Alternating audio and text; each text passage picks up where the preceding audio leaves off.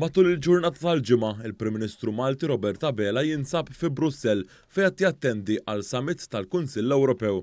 Hawnhekk il-mexxejja Ewropej qed jiddiskutu t-tensjonijiet fl-Ukrajna u anke iż-żieda fil-prezzijiet tal-enerġija li għolgħu b'mod alarmanti f'dawn l-aħħar xhur.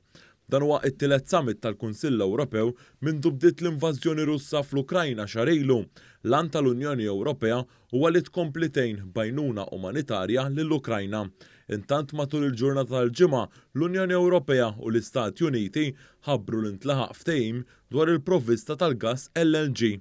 B'dan il-ftehim l-Ewropa se tnaqqas id-dipendenza fuq il-gass li jasal mir-Russja. Dan hekk kif bħalissa ir-Russja tissupplixxi madwar 40% tal-gass fl-Ewropa. Dan tħabbar waqt konferenza tal-aħbarijiet fi Brussell mill-President Amerikan Joe Biden u l-President tal-Kummissjoni Ewropea Ursula von der Leyen.